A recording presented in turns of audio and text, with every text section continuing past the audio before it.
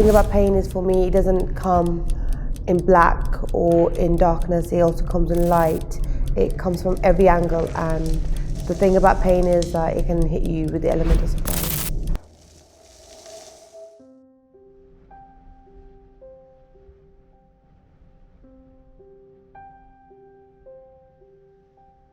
My name is Sadak Mirza. I'm a humanitarian aid worker. I work in several countries in the Middle East, including Jordan, Lebanon, Tanzania in Africa, Pakistan, Sri Lanka, and Southeast Asia. I was 22, turning 23 when I first joined and went onto the field. Working in a conflict zone or an area that's been torn apart by war is difficult, to say the least. There are times when you're worried about your own safety, where you're trying to be aware of your surroundings and realize that you're actually at your most vulnerable. But majority of the time, this is the furthest thing on your mind. You're more concerned with the refugees that you're meeting, with the situation that they're facing, and also just offering them some level of support. I genuinely believe that this line of work chose me. I grew up being very passionate about the rights of women and young girls, and seeing how young women or young girls from ethnicities such as mine were treated really compelled me to want to do more to make a difference. A humanitarian aid worker has to be empathetic, they have to be dedicated. I think they need to be able to relate to just about anybody and be able to look past the colour of their skin or the religious beliefs or anything really that can stop them from wanting to help them.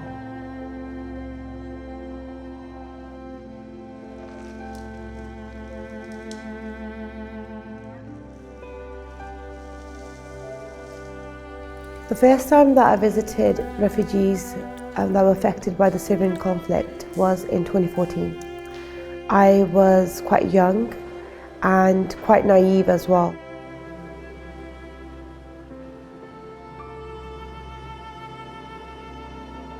I think what we need to understand and perhaps appreciate is that majority of these refugees were people just like us.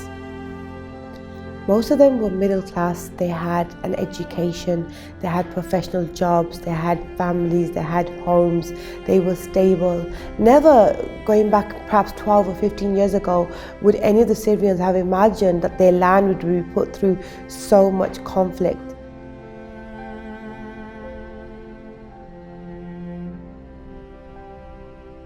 This could happen to any single one of us.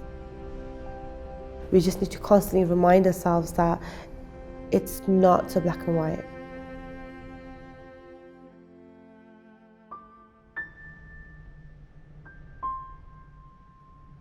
I have so many stories of various refugees that I've met that have impacted my life and changed it forever. For one being Khalid. Khalid was a young 3-year-old boy, and we picked him up with a group of the children and their families to take them out for a fun day. The idea was that we would take them to this playground and they could actually just play and have fun, and maybe just for a few hours they could just be a normal child. Every child was having the best time of their life except Khalid. And then I went over and I kept trying to play with him and trying to get him to come out of his shell, and it just didn't work. So when I spoke to his grandma, she told us that Khalid was in the same home as his parents when he was bombed, and he saw his parents die in front of him. And since then, he just stopped talking.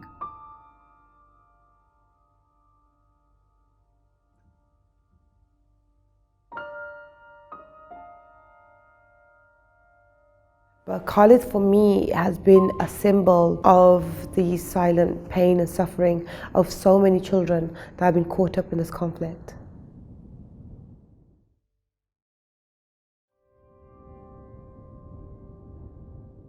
I feel that the media is incredibly selective about the picture that they want to paint to the world. Often it's focused on the politics or it's focused on statistics, and what that does is it strips away the identity of the people that is affected. It strips away the reality of what's happening on the ground.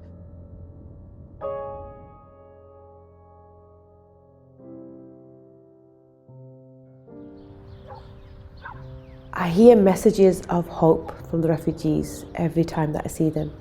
They live in so much hope that tomorrow will be better, and they live for this change. They live for equality. They live to have their rights fulfilled, to feel and taste freedom.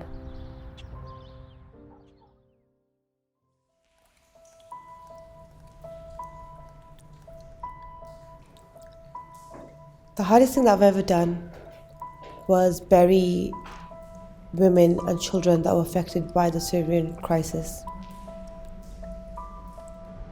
In 2015, with the conflict ongoing, I found myself working in Lesvos with the refugees that were fleeing Turkey in their thousands. During that day, one of the brothers invited us to the funeral burial, a janaza of someone that passed away, and he asked for me to go inside and help put some clothes on this woman. So I walked in. Behind us, they shut the door of this room, and I realized that it wasn't a ward or intensive care unit. It was actually a coroner's office. And there was a metal bed in front of me, and there was a body right on top, covered. And in that moment, I lost my own senses. I couldn't comprehend where I was or what just happened. So I walked over to the table, and I realized that there was a black velvet type of dress, and there were black tights, and then there was a little necklace, and that necklace had a cross on it. So I picked it up and I felt it in my hand, and then I felt a bit of relief, because I was like, I can do this. I can do this. I can and I will prepare her body. So I walked over, and I remember washing her, and the hardest thing about this was just realizing how cold a body can be. And she had drowned, and she was cut up, and I remember feeling her legs and her stomach whilst I washed her, and the stitches.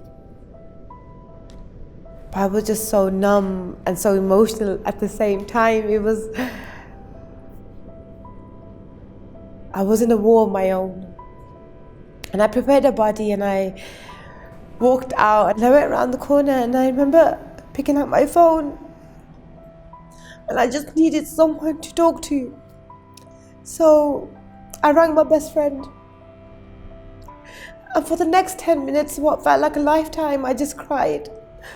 And I screamed down the phone just to let it all out.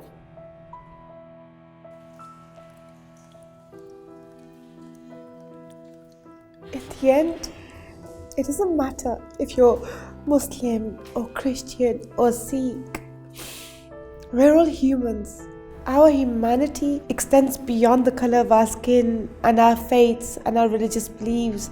In that moment when there is a need, I just feel that each and every single one of us just needs to step up and do what's right. Stand for what's right and fight for justice, not just for us and our loved ones and our people, but for everyone.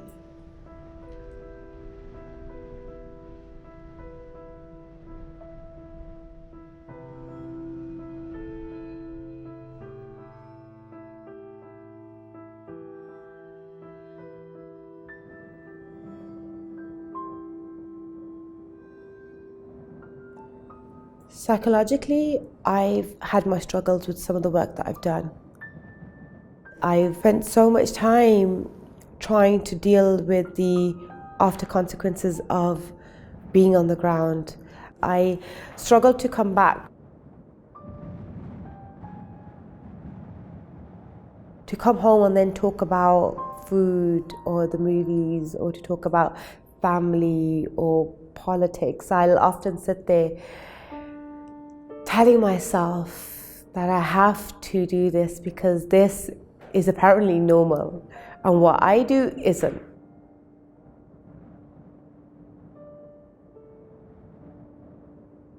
So I'll often sometimes find myself just being silent.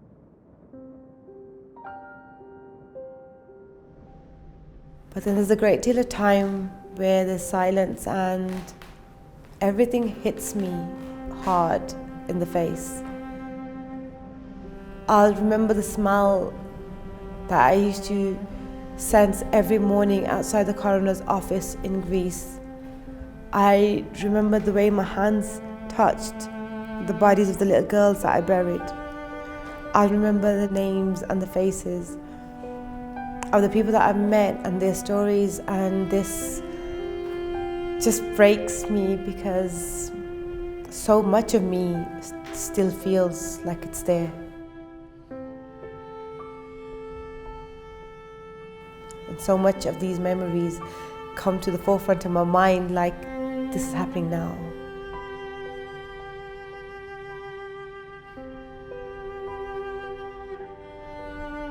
If there's one message that I have for the world, I have one for the women that are on the front lines, that have given up so much of their life to work, to make impact, to empower others, to empower themselves. If I have one message for you, then that's to continue the work that you're doing for a world of equality and for a world of justice, and that this battle isn't theirs alone.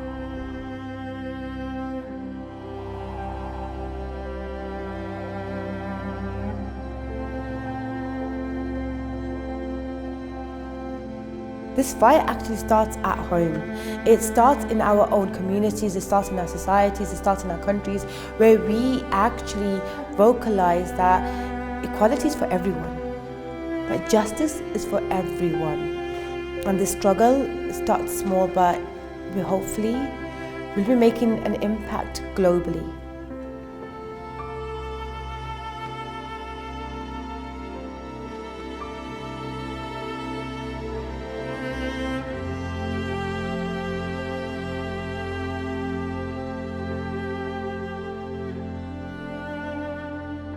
I'm hoping that my legacy will live on in the hearts of the people that I've met.